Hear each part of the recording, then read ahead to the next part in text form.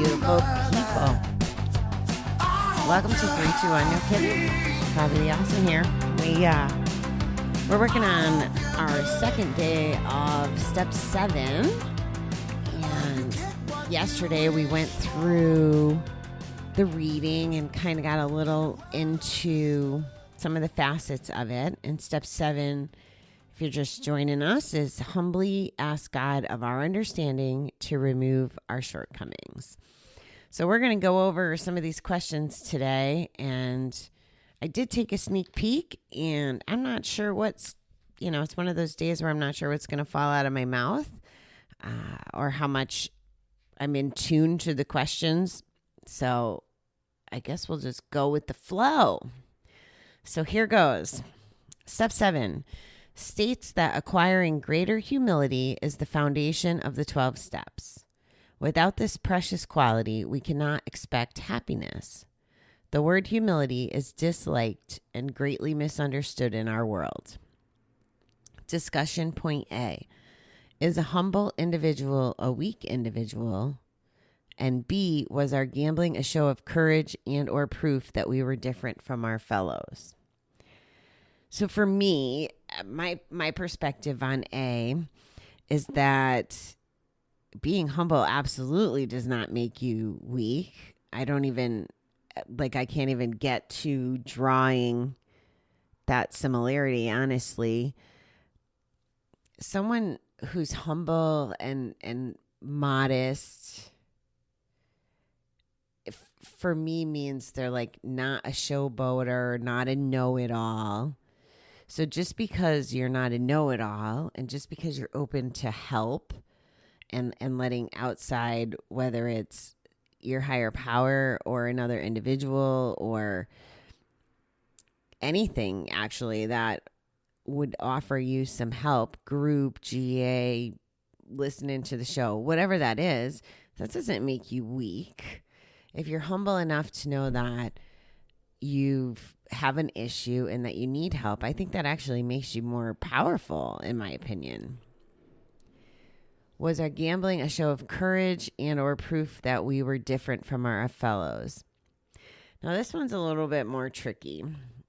I don't think that it's a show of courage to be a gambler. I don't think it's a show of cowardness either. However, applying my bucket principle that we bury stuff and we go gamble so that we don't have to deal with what's buried negatively in our bucket, it's not even a stronger or weak. I think it is different from our fellows. It's different from our fellows that are processing their feelings, their pain, whatever's driving us to fill our bucket with the negative stuff. That's how we're different, is we're not coping. But I just don't know how different we are, since the numbers are staggering in the world of addiction, whether it's gambling, sex, food, drinking. I think that if we were a little more open-minded, we'd see that we're all alike. We're all struggling with something. How it shows up may be different for each of us. There might be buff athletes that have the same kind of struggles, but the workouts are their way of keeping it stuffed in the bucket. I don't really know that there's a lot of extreme differences in the fact that we all have our own shit, guys. That's just the way it is. All right, next points. Depending exclusively on our individual strength and intelligence is a blockade to faith in God. Admitting our powerlessness was the first step to liberation from our gambling obsession. Some humility was required to stop gambling and to walk through the GA doors. So it's funny because as I continue to open my mind, this powerlessness word is becoming a trigger for some frustration around the first step, the language surrounding it, and some people just don't connect with it. So admitting that our powerlessness was our first step from liberation. There's two ways to look at this. So there's the GA way, which had helped me. In step 1, it says that our lives have become unmanageable and we lost power, over our addiction. I could definitely say that my life was way, way, way more unmanageable when I was gambling than at any other time. However, the strategies that I've utilized and that work for me and that I try to share with you guys is more about taking our power back and setting up our boundaries, taking care of our bodies and our minds and our souls. So I don't think that that's really powerlessness. I think that the language is not something that we should get really tripped up on. I think that going back to that first part about humble versus weak and putting in the context of asking for help, I think that that's where GA marries the word powerlessness. Like we don't have the power to fix it by ourselves. We do need help and we need to be able to ask for help. So I think there's some little nuances in the language there, but essentially we do need some humility to ask for help. Like if we're too proud and think that we got this, but we're going back every single day, obviously we don't got this. And whether it's higher power or the group or family, friends, whatever, it's okay to ask for help. It doesn't make us any less by doing that. The next discussion point asks about our growth in GA, dependence on meetings, sponsors, etc., and our first meeting, shame, fear, other. For me, Gamblers Anonymous has been very foundational in my recovery. The first 2 years when I was there, I wasn't humble, and my group told me that I wasn't humble. Oh, I love you, Brian. But they were trying to get it through my head that it was okay. Now, back then, I didn't have any spirituality. I did not believe in higher power in any great. I probably started calling it universe then, but there was no real faith involved, I guess. Not the way I feel nowadays.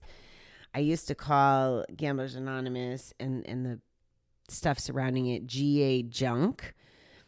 And interestingly enough, my last visit to Kansas, one of my buddies had said to me, "You're not calling it GA junk anymore?" And I didn't even notice that transition, that I was a believer in the program and the value that it brought.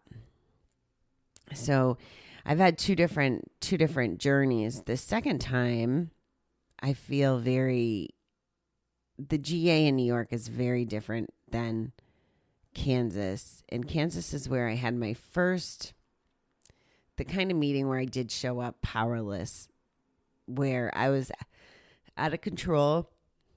I was scared to lose my job, my apartment, my everything. I was, in the middle of the country by myself, and I was freaking out. And I felt embarrassed. I felt scared. Fear was definitely what I would consider the emotion that kept me clean the first 2 years. And the further away from a bet, and if you start distancing yourself from the reminders that you hear in the rooms or your network or, whatever, if you're not practicing everyday recovery moving forward, or you're not staying in tune to what could happen if you go back, the fear starts to dissipate. And that's simply putting why I relapsed. I think there was more to it. I can think of reasons now, but essentially the fear wore off, and I did lose some of my humility when it came to the disease. well, I guess I didn't really have any actually at the time. And it's different now. Now my recovery is not based on fear of going back or fear of consequences, fear of, a divorce or my children not loving me or fear of losing my job. Like, I don't have any of that fear anymore this time quitting. Now it was a moving forward kind of recovery. And it was one where I did find that I needed help from other people, from the literature, from the self-devotion things, whether it was fitness or reading or spirituality, church, networking. Like, there's so many things, but it's about propelling forward every day instead of living backwards and all that negative stuff, which is funny because we talked about that this morning, about living in today versus yesterday or tomorrow or in the past or tomorrow or the future. And it's true.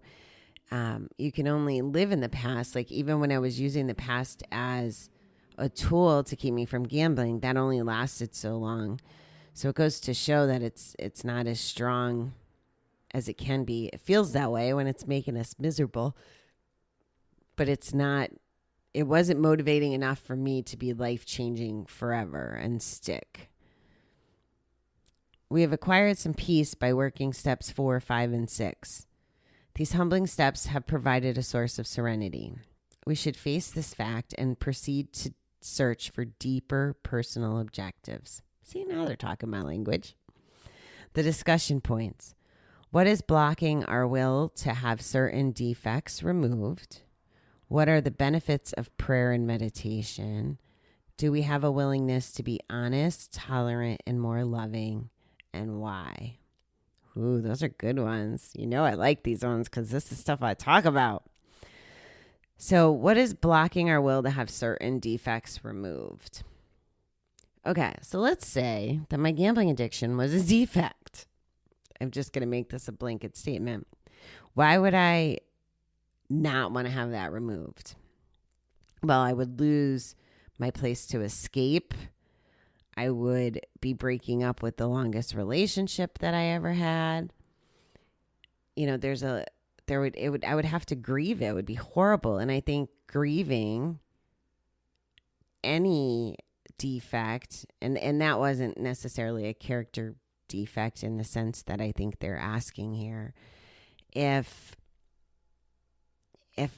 my defect was judging, I've talked about being judgmental is one of mine. Being afraid of things is another. What would be blocking my will to get rid of these things? They're our comfort zone. If that's all we've known for 40 years, 50 years, 20 years, whatever, if that's what we know and that's our go-to and that's the only way we know how to handle a problem or a situation, it's scary. It's scary to have to find the new paths. So I think that would be one of the reasons it would block our will is having that familiarity. Is that a mouthful or what?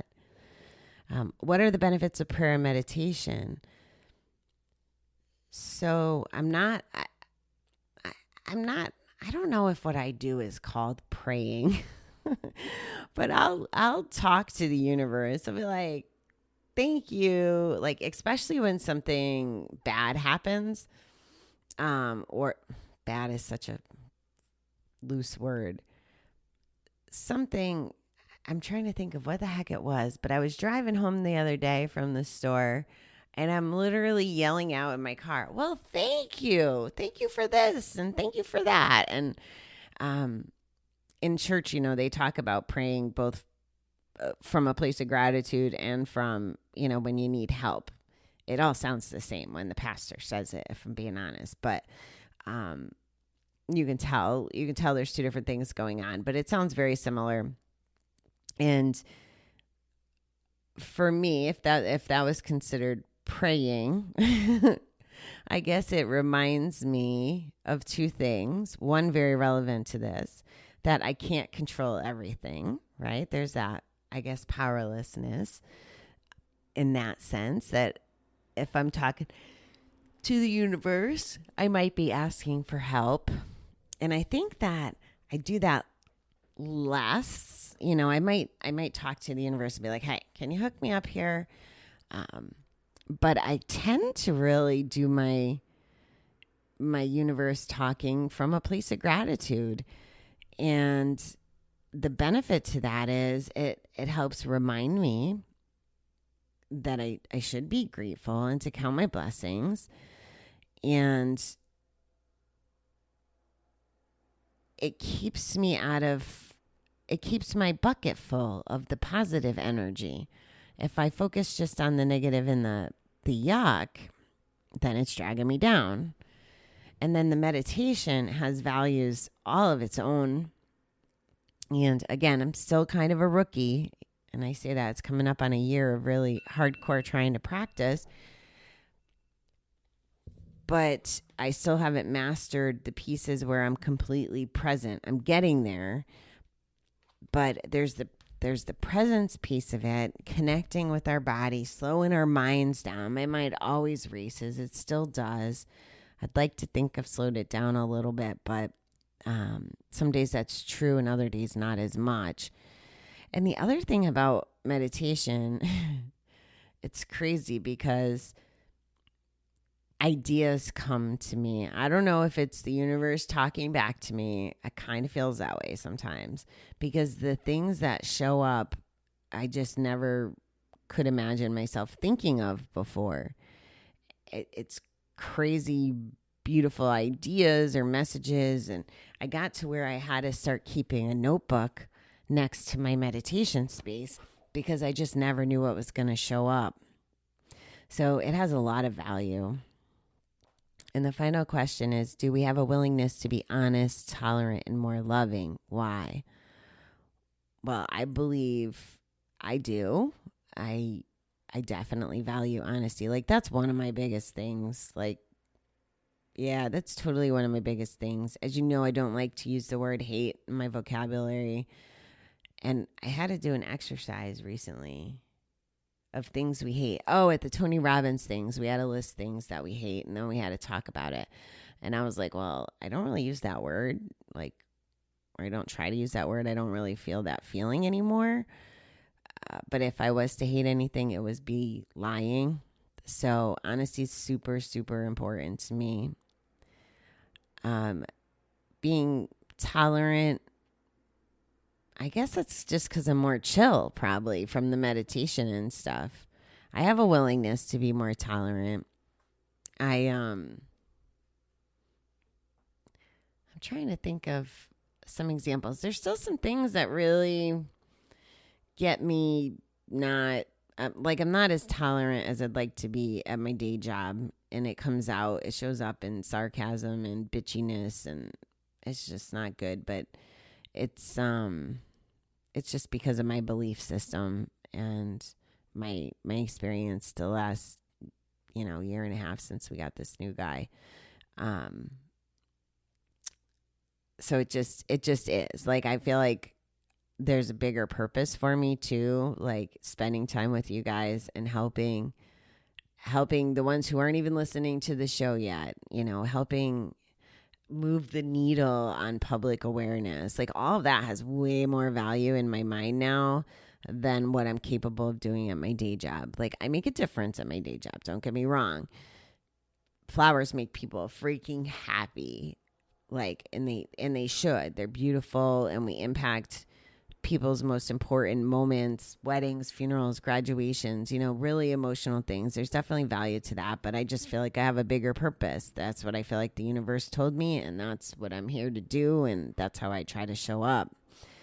And the more loving, yeah, I totally have a more willingness to do this, and I don't even know that this one is more willingness. I'm more capable because I understand it. I can feel it. I can express it in a whole different way. Like, it's not a sensitive or taboo subject for me anymore. Like, it's okay to express love, and it doesn't even have to be. It's my computer just did something really scary. Sorry. It's not even like love, like I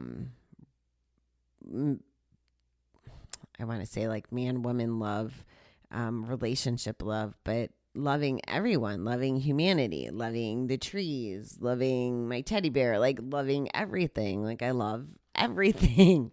And I guess that comes more from the calm and from just appreciating that everything could be different, but we could still love it, and removing hate. Like, if there's no hate, then you just get left with loving everything. Don't love lying, in case you missed that part. So yeah, recovery definitely gives me the opportunity to be more honest, tolerant, more loving. I like these questions. This was a pretty good step. I think we did good. We got step 7 in before July ran out. That makes me happy. I don't expect we'll do more of it tomorrow. If you haven't noticed, we're playing some, I don't know if games is the right word. It's not the alphabet game anymore, but we're talking about different questions, kind of seeing where people are at. You know, what's your morning routine? I'm trying to think of what yesterday's was or last night's. So, what's a perfect weekend? So just trying to get to know everybody a little better, and what works for people, maybe get ideas of what I can incorporate in my life, or hopefully the dialogue is helping give each other ideas. So I don't really know what we will be discussing tomorrow night, and that's okay. I don't have to know, because that's tomorrow. And we learned this morning that I don't have to worry about tomorrow. I just have to worry about today. And I hope you guys did a good job doing that today. And I will talk to you in the morning. I hope everyone has a great evening or morning if you're tomorrow somewhere else in the world. I really don't mean to exclude you, and I'm super pumped up that we're at almost 40 countries. So I want to make sure that if you're not in my time zone, you know that I care, and I'm excited that you're listening and that you're here. So, thanks, everybody. Have a good one. And you're well understood.